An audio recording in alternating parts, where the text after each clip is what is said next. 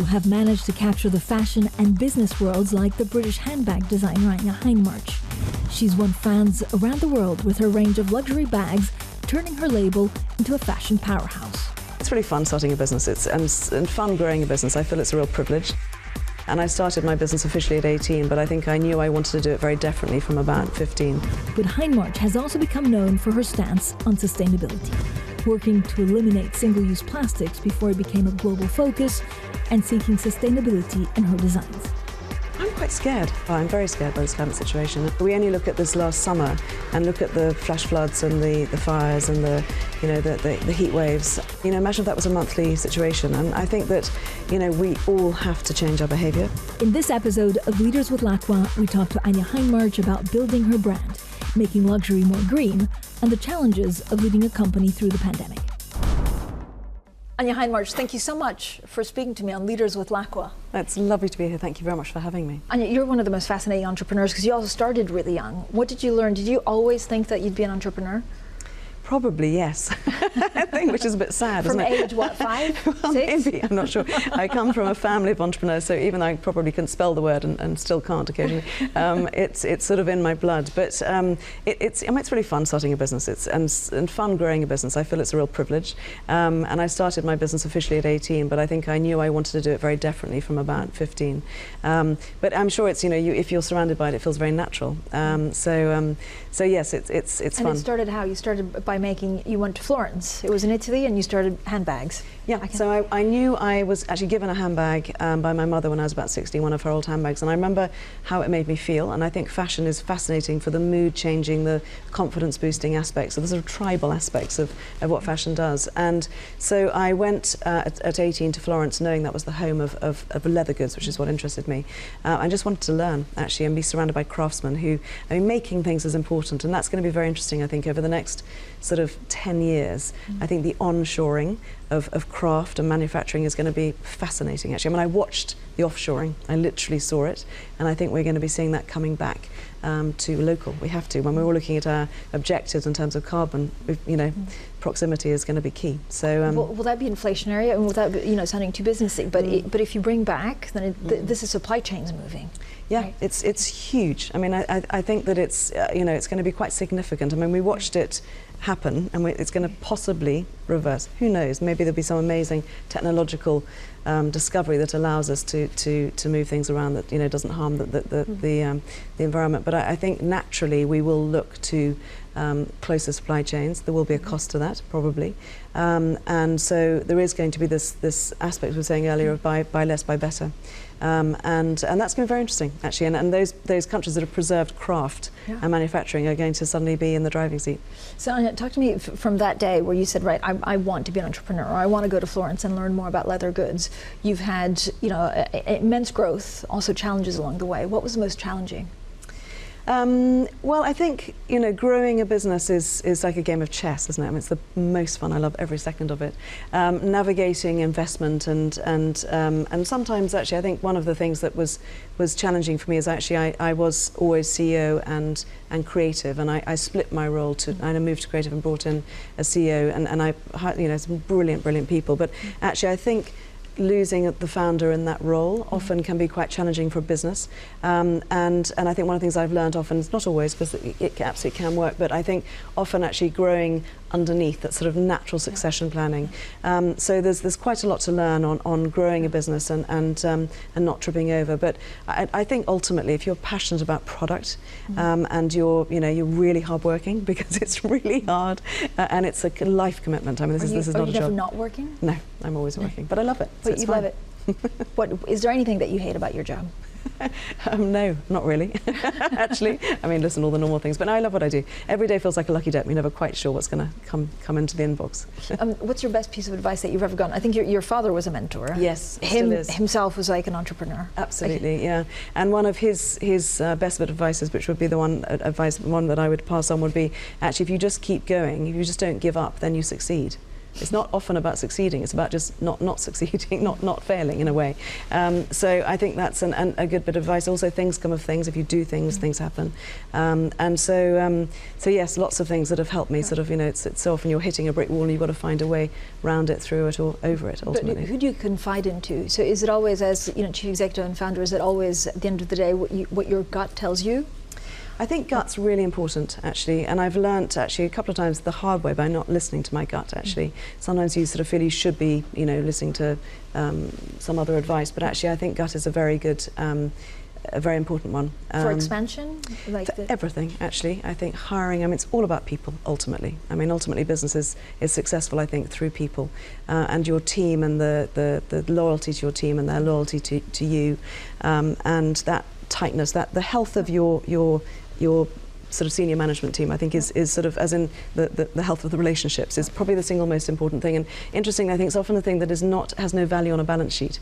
And actually, if you were to, I think, do all the sort of due diligence on a company, almost the most important thing would be to actually take the senior leadership team out to dinner and assess how, you know, how happy they are to joke and jibe and have a laugh. I think that's incredibly important, and I feel very lucky in that I have a great team I work with. I mean, you've also been always very generous with your time. You were UK Trade Ambassador. You do a lot of stuff for, you know, diversity and promotion, inclusion, the British Fashion Council. I mean, is this an idea of you have to give back, or do you just enjoy imparting wisdom? I think it's that you know, it's really nice to give back. I've been so lucky to receive so much great advice from so many, and it's also that I find it fascinating. I've learnt so much through those roles or those institutions, and really just seeing how really great people behave. You know, even down to how they receive a cup of tea from someone, you know, in a big board meeting, and the manners and all the sort of real sort of learnings that you get from seeing a really great chairman chairing a meeting in a really beautiful way.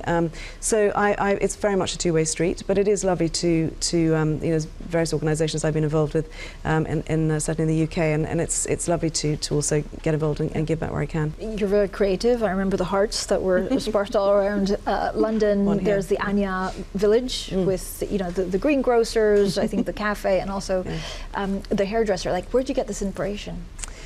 Well, I think creativity is important to me. It's part of what my brand is, and I think that it's interesting. The Village was the idea of actually, rather than having stores all over the world, actually going local. It's that local thing again, and bringing the creativity to an experience. I think retail absolutely has a place in this digital world, but there needs to be a reason to visit. And the Village is a group of stores in Knightsbridge in Chelsea, based around my very, very first store. So it's like going back to my roots.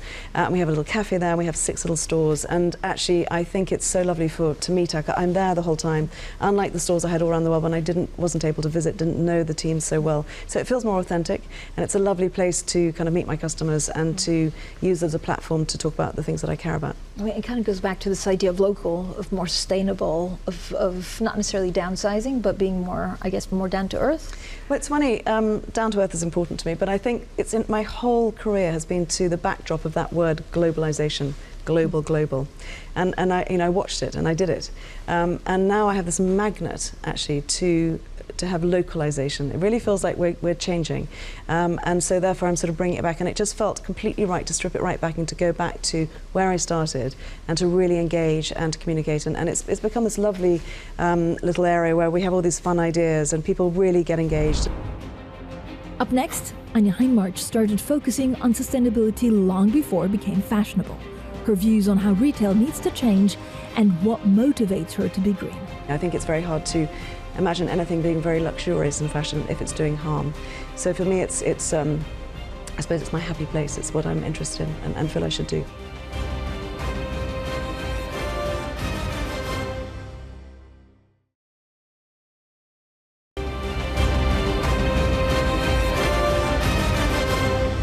Anya Hindmarch has turned her fashion accessories brand into a global name after starting the company as a teenager. But she's also become known for her stance on sustainability, working with supermarkets to eliminate single-use plastics and pushing to create greener products. We discuss how it all started.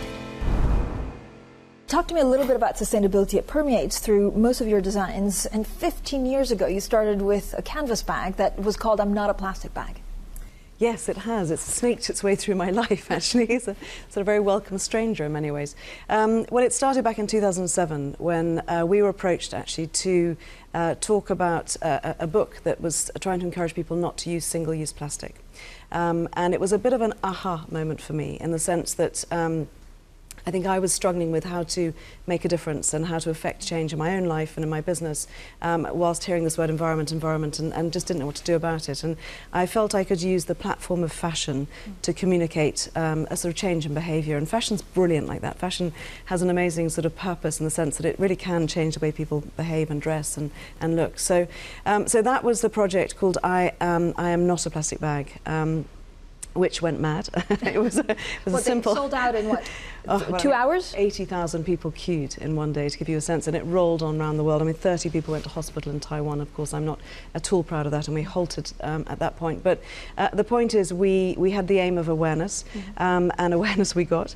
But it made a difference to the project. So prior to the project, I think the UK British Retail Consortium said something like 10.6 billion bags were used in a year, and I think it was reduced to about 6. So it really did make a difference, which was exciting, and then legislation came in and so on. So yes, that was Project A. I think every line on my face is to do with that project. But Project B was really back in 2020, that lovely year we've all just shared. A very easy year. Nothing happened in 2020 apart from a pandemic. Yeah, walk in the park, yeah. And I felt I wanted to revisit the subject because actually the problem was still there. I mean, you know, I think there's 8 billion tons of plastic on the planet at any one point. So we brought out a bag called I Am a Plastic Bag, which was 2 years in the making, which was incorporating recycled PET plastic bottles, but actually the aim was to make a very luxurious, beautiful product out of plastic that would have been destined for landfill. The only problem is it was so luxurious and beautiful, it actually behaved like the beautiful cotton drill that we set out to replicate. And so we managed to find a way to coat it in the plastic, the film that's between the windscreens on cars. So, I mean, R&D-wise, it was quite complicated, but it was a good project. Anya, is this to raise awareness so that you also get people talking about it? As you say, fashion has an immense power of changing behaviour and what people want. Yes, absolutely, it's about awareness. It's also, in the case of the bag, it's saving plastic from landfills. I mean, it's just a very direct response. But I hope it also prompts, you know, just people to stop and think and discuss. In fact, when we launched that project, we actually closed all of our stores for Fashion Week, and we filled them with 90,000 used plastic bottles, which is probably why I got COVID, actually, thinking about it now. But the idea was that you collected. We literally the whole company collected bottles, and we filled the store to the brim with bottles to show, to kind of connect people to what 8 minutes of landfill looks like, because actually when you see it, it's quite shocking. And the response to that must have been amazing. It was really viral, and we did the same in Tokyo, we did the same in Hong Kong. It sort of rolled around the world, and I hope it's really contributed to people thinking about actually how they consume recycled materials and how they can consume differently. So it's sort of, yes, as you say, it snaked through my life. And you're also working now on leather that then can, if you put it in a landfill, can basically be not recycled, but doesn't, you know, go to waste. Well, yeah, so after those two projects, in fact, we just worked on another project, which I'll come back to, which is to do with supermarkets, again, with recycled plastic. But all the projects we've worked on are about saving plastic from landfill and actually prompting, you know, considering using recycled materials and a different way of thinking. But actually, I suddenly thought, well, someone said to me, actually, that there's no waste in nature. And you know, it's such an obvious statement, but actually, why on earth are us stupid humans using landfill when nature's got it all sorted out? So I wanted to try and replicate nature in designing a fashion product. So we brought out a project called Return to Nature, which is a really beautiful, beautiful leather bag. And we can come to why leather in a second, but beautiful leather bag, which is made in a way and treated in a way, tanned in a way, finished in a way, that means that were it to ever end up in landfill, it would naturally biodegrade and compost, and in fact supports 20% stronger plant growth. So actually it can't do harm. And that felt like a rather academic project in many ways, but I think it's important to look at end of life in fashion, this huge polluter that fashion is, and to see that there could be another way. Who do you do this for? Is it the kids, the planet? Where do you get the inspiration or the drive to actually do more sustainably? I'm quite scared. you know, I'm quite scared by this climate situation. Well, I'm very scared by this climate situation, and I think that, you know, we only look at this last summer and look at the flash floods and the fires and the, you know, the heat waves, and, you know, imagine if that was a monthly situation. And I think that, you know, we all have to change our behaviour, I think, and well, we do. And so I think, you know, I love fashion with purpose. That's actually interesting for me. I think it's very hard to imagine anything being very luxurious in fashion if it's doing harm. So for me, it's I suppose it's my happy place. It's what I'm interested in and feel I should do. Anya, do you see a big shift actually in fashion overall? Because at the same time, you know, you make profit by selling, and so how do you match the two? You have to sell more, but also you want to be more sustainable. It's a really hard sort of circle to square that, and I think it's a really important question, because actually we need to maintain a healthy economy. We know that probably the thing that will answer the climate issues the most effectively will be big governments paying off less wealthy governments to, you know, to stop deforestation or whatever it might be. So we need to make sure that we're buying things and contributing to tax so that we can do these good things. And so, and of course, you know, we need to employ people, and fashion is a fantastic employer. So how do you square that circle? And I think the fact is that we all need to carry on buying and purchasing, but buy better. Buy less, buy better. It's the classic thing. So, you know, if you're going to buy 5 t-shirts a year, buy 2, but buy really good t-shirts. The same for bags and for any aspect of any clothing. And do you think there's a shift overall for fashion to be more sustainable? And is that driven by, you know, stakeholders, by chief executives and entrepreneurs, or is it actually the end consumer that just wants to buy better? You know, I think what's lovely is it's coming from both ends, but it's actually coming particularly from the younger generation, and quite right too. I mean, it will touch them without a doubt, you know, the climate situation. So I love the fact that it's my kids who are the most passionate.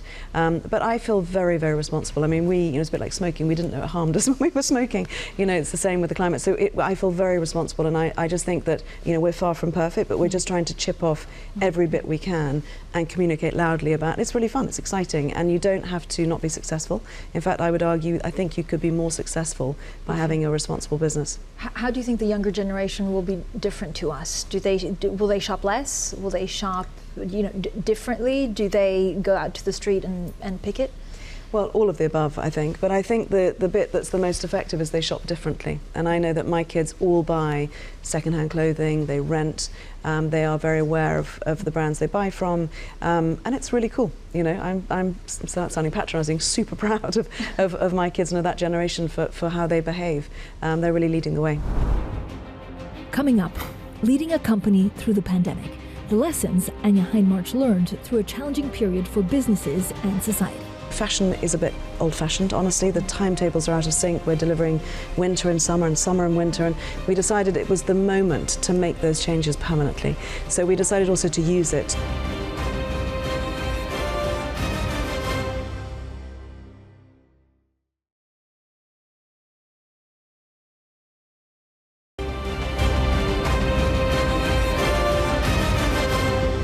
British handbag designer and entrepreneur Anya Hindmarch has a unique insight into leadership, building her company into a global fashion force. We discuss emotion in the boardroom and navigating her team through a challenging time for both business and society. How difficult was it for you? What did you learn about yourself and the company in the pandemic? Well, I felt actually so lucky in many ways, and I feel guilty saying that because it's been so horrible, still is so horrible for so many people. So to talk about silver linings feels really inappropriate, so forgive me. But I felt it made me realise how lucky I was in the people I work with and in my family, because actually, you know, we sort of doubled down and just rolled up our sleeves and got on with it. And of course, there were times it was not easy, but I just most of all wanted to make sure everyone felt safe, and you know, we have a lot of people whose parents are overseas. But also we looked at it from overused word, reset moment. But, you know, fashion is a bit old-fashioned, honestly. The timetables are out of sync. We're delivering winter and summer and winter, and we decided it was the moment to make those changes permanently. So we decided also to use it to actually, you know, really reset our calendar, the way we work. We did some really nice projects for the NHS, which was really satisfying for everyone. And I think, you know, to a certain extent, we had a good war, if you like, and I feel terrible for saying that, but I think we learnt a lot about ourselves, probably. So do you think it's a real reset, or is it a momentary reset for I think fashion? It has to be a real reset. I really do, and it was quite, in some ways, worrying to me seeing how so many things just went straight back, and not to point fingers because that's not appropriate and nor fair, but I do think that you know, the climate situation is so serious, we can't just go back to the way we were behaving. There need to be some serious changes, and so I'm very determined that we sort of stick to our guns on those changes. Who will drive that change? Well, for us, the company is completely committed. That's our agenda, and that's to do with timetables. It's to do with the way that we have sales, for example. I mean, you know, Black Friday feels for us to be completely wasteful. In fact, we don't obviously participate in that. To just think about how we source things. So we will be driving that, and obviously, I think everyone is thinking and finding their way through. But it's hard. It's really hard. Yeah. It's hard for a lot of people right now. Anya, you also wrote a brilliant book that is very inspiring for many women, because you talk about being emotional in the boardroom, and actually how that's okay, and actually it should also be a strength. Well, thank you. It's a very honest book. It's the least cool book, I will say, but I wanted to write as if writing to my daughter or to you know, my younger self about what it's like, and that, you know, life isn't always easy, and actually that it's important to be honest about doubt. So it's a book about doubt, and about sort of managing the many roles that women, I think, juggle, and indeed men juggle. I wanted to share honestly about how it feels, because I think people are always going to go, oh, you're so lucky, you've done well, and actually no, it's a tough journey, and I think it's important to be honest. And to your point about the emotion in the boardroom, so often I think as a woman in a boardroom, you feel it's wrong to be feminine or to be you. And actually, I was once someone said to me, you know, Anya, slightly aggressive with the name, Anya, you must take the emotion out of this. And I felt a bit stung, and afterwards I realised, actually, no, I mustn't. Actually, emotion is what drives my business, is what actually I stand for, it's what I think I'm good at.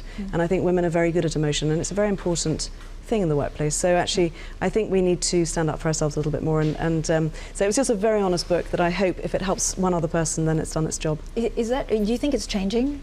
I really do, yes, because I think I talk about my generation, our generation, I'm a bit older than you, but as the transition generation, which is that, you know, we are working as hard as our fathers did, and yet I have the memory of how my mother was when I was growing up, which she was very much the homemaker, and she did everything so beautifully, but you can't do both roles and survive yourself. So it's been quite tough, I think, for this transition generation, but it has transitioned to a certain extent, and I think therefore I can see in my children that they understand that, you know, it shouldn't always be a woman's job to do all the home life admin, for example, and I can see that changing already. Everything you do is also, it's not only creative, it's a bit quirky, it always brings a smile to everyone's face. Is this what you are? Is it your leadership motto? Well, I don't really have a leadership motto. I've never really believed in mottos, but I do think that fashion should make you smile. Fashion is, you know, it shouldn't be taken too seriously. It's about making you feel better. No one needs more clothes or more handbags, so it is about actually making you feel happier and more confident. And listen, if we can add a smile, and, you know, the chubby hearts that we did, one was floating out here, was just a moment in London when everyone was a bit sad, and it was just a nice surprise. So why not, really? And I think creativity often is a lovely way to communicate and to pull people on a journey that you're passionate about. So so we do. I mean, when you look at all these amazing, you know, projects, and it also is with the roses, the lit up roses that, you know, are for remembering people that we lost, that we loved. Do you have special projects, or is it like asking you to choose between your children? Probably that. I think the illuminated rose garden, which is called the Ever After Garden, which is in Grosvenor Square here in London, for December, and there's 25,000 illuminated roses, and we wanted to do something to benefit the Royal Marsden Cancer Charity, which is the most amazing research cancer hospital, and it's a very simple idea. It was a fundraising idea, and actually to donate a rose and contribute is just, it's a why not, and it's quite a special experience. So, but I think probably the chubby hearts would be one of my all-time favourites. But then the chubby cloud. I know there's so many. There's so many. What's in store for Anya in the next 5 years? That little question. That small question. Thanks for that. Well, listen, we've got so many projects, some really exciting projects coming, and we want to lean into those projects that we've started. I care passionately about using our fashion platform to, you know, for a better purpose in a way, and we want to grow our business in a healthy, good way that's respectful. So there's a million different projects, and I'd have to kill you if I told you, obviously. So I'm sorry about that. Thank you so much. Thank you.